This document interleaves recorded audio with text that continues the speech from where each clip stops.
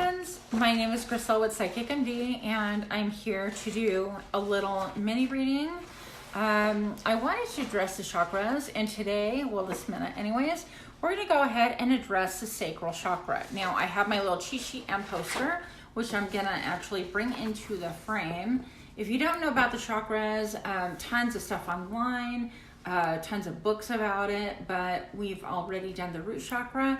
The next one up is chakra number 2, and that would be the sacral. And so I'm just going to read off the poster so we know what we're talking about, okay? The sacral chakra is a location of the lower abdomen. The color is orange. I'm a huge fan of orange. I don't know when that happened or how that happened, but I really love orange. So the organ it's attached to is the reproductive, kidneys and bladder. So if you're having problems with like reproduction, the kidneys and bladder as well, you might want to consider looking at your sacral chakra more in depth. Okay, this is kind of a crash course. This is hey, if you're having a bad day and you're feeling kind of, well, let me get into that. If you're feeling kind of yucky, your sacral chakra might be out of balance. Okay, so the correct balance, okay, back up, sorry. If you're feeling obsessive, having attachments or oversensitivity, you might have a problem with the sacral chakra, which is interesting. Okay, now the correct balance would be happiness, joy, sensuality, and creativity. But if it's depleted, it would be fear, guilt, and insecurity, okay? So I personally have a problem with a depleted sacral chakra. See if I can get this out of the way, but ready for a quick reference. Boom, that's what's up. Okay, so anyways, for those of you that are having a problem with like obsessive thoughts, what else did it say? Insecurity, attachments, anything like that. If you're feeling out of sorts, maybe start looking at ways that you can explore your sacral chakra and get more in alignment. That way you can feel more balance and a lot more joy and happiness, and especially creativity. I'm definitely the creative type. I know it's shocking. You totally can't tell, right? But when my sacral chakra is out of alignment, it's like I have all these projects in my head and I can execute none of them. And that's because my sacral is just really depleted. So one thing I want to share before we get any further, if you can like, share, subscribe, comment, that would really help my channel as well.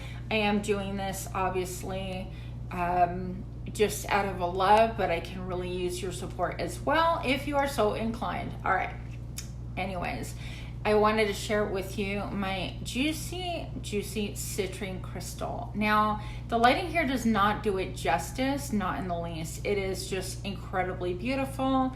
I feel so much peace and happiness when I have this crystal near me. I am not gonna lie, obsessive. Did we say obsessive? Yeah, belonging to the sacral chakra, but I actually sleep occasionally with this crystal. I do have a crystal collection, obviously, but when I'm really feeling a crystal, like I want it as near as possible to me. So I've actually put this crystal in bed with me, and I think I slept with it for like a month and a half, and then I was afraid I was gonna like drop it on the floor, and I would have been really sad to have this like break into little bits and pieces. So anyways, I'm kind of over that part now, but I love to hold my crystal. I love to meditate with it. It just gives me a feeling of, I hate to say it, but like deliciousness. It's just delicious and vibrant and happy. And those are the feelings that I get associated with it. You might want to look at also what scents, Spirit's saying what scent is associated with the sacral chakra. Now, I personally love the scent of like orange. Anything orange, you got me at orange. That's it. So orange flavor, orange scents really tend to attract me. I think that your body's going to reject anything that isn't for you anyways. So that's just an idea that was totally given by Spirit, because I wasn't even thinking that way. But anyways, so that's another thing. Another crystal that I like to incorporate, amethyst. And so I just recently got these I got these. And I have to, oh my gosh, I should list his website. I forgot. It's, I think it's called Facebook group, Bright Crystals. Oh my goodness. Okay, I'm gonna have to find it and link it here in the little bio because it's just not nice not to remember. But his name's Scott. I get a lot of my crystals from him. I am never disappointed when I open up the shipping and I'm like, oh my gosh, yay, I bought a lot of stuff from him. And so if you guys want some nice crystals that are, you know, a really reasonable price, it's just a great thing to have resources. So that would be just one resource. And obviously I'm not affiliated. Otherwise I would have known it off the top of my head. But his name is Scott. He will help you. So anyways, with that, I wanted to go ahead and do a reading. I want to incorporate my tarot cards, my decks, and focus a little bit on the sacral chakra. So I would like to know, first of all, what is hindering and blocking this chakra? For those of us that are watching, anyone that is struggling with having happiness, that one wanted to come out, having joy, having sensuality, anything like that. And we'll get into this card in just a moment. I want to pull two more. So what else is a reason why our creativity and sensuality is blocked at this time? For those of us who are having sacral chakra issues, and this flew out. Oh, okay. You know what? My cards never disappoint. Crack me up. I crack myself up. Okay. My cards crack me up too. Okay. So first thing I'm getting is the messenger of water. And this is all about, well, exactly what it sounds like, messenger of water. So I feel like you're listening to your intuition. You have a little beautiful seahorse right here. And your seahorse is like coming in and telling you little messages. And it could be like intuitively, you're in that receptive mode. You're receptive from your higher self, your intuition, maybe from spirit, from God, whatever the case may be. It could also be that you're waiting. You're like, gosh, is anybody going to reach out and tell me, hey, you look really cute? Or is my husband or wife going to tell me, hey, babe, you look awesome? Or I really enjoy being with you, or I just want to remind you that we've been married 45 years, or whatever the case may be, and I still pick you, and maybe a little pinch on the booty. I don't know. That's my thinking. That's how my brain works. Anyways, but I feel like you're waiting in anticipation. And even here, if you look, her face is very open to being like super sensual. And you've got this little seahorse. Now, seahorses are just gorgeous little creatures. Oh my gosh, stop. Okay, obviously I'm a little bit obsessed with seahorses. I don't know if you can see this, but yeah, I've got little baby seahorses. Oh, one is missing. Okay. Anyways, but I made this necklace because I have an affinity to seahorses. So seahorses can be really protective, okay? And if you notice, they're just facing each other, and she's just wide open for those messages. So maybe I feel like you're open to messages, but you're not necessarily giving messages to other people. Okay, maybe you're like welcoming them in. Yes, tell me that you like me, tell me that I'm beautiful, and tell me that you're interested in me. But we're not turning around and saying, hey, how are you doing? And I really like you, I'm interested in you. Or even if you're in a relationship right now, you're not really opening up those words to other people. So that's about messages that can really block us. It's blocking us and our happiness, and that's how we're currently standing in our own way of that happiness. Now, the card that flew out is the Nine of Pentacles. This is one of my all-time favorite cards. This is about single, not necessarily ready to mingle. She can if she wants to. He can if he wants to. But the message here is, you know what, I'm single, I'm fully capable, I'm content with like my surroundings, with what I built. I don't necessarily have a need for people in my life. I can choose to welcome them in, and I can also choose to welcome them out. I hate to say it that way. But I love this one. Now, in this case, it's a Nine of Earth, and she's wearing a mask. So I would suggest that something about your current status, maybe you're not being totally open about it because it did come on its side. So maybe you're like indecisive. I want to be single. No, I don't. I want to be in a partnership. No, I don't.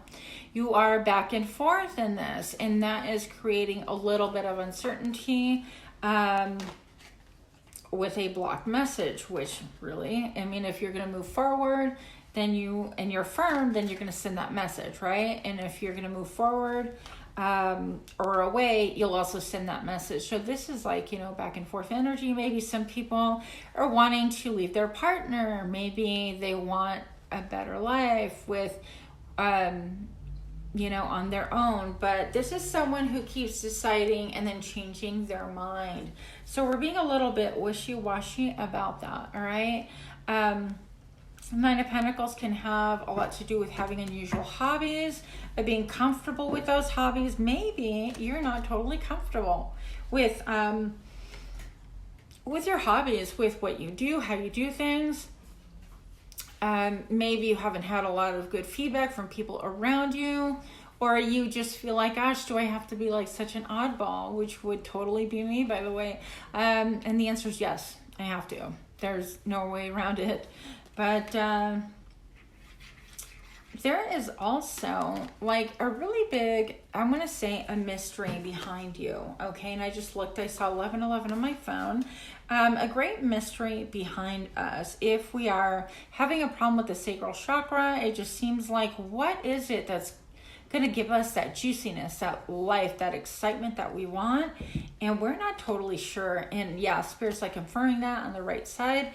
And that's why we're kind of like, I don't know if I'm in, I don't know if I'm out, I don't know what's going on here. We're a little like wishy-washy in both ways. All right.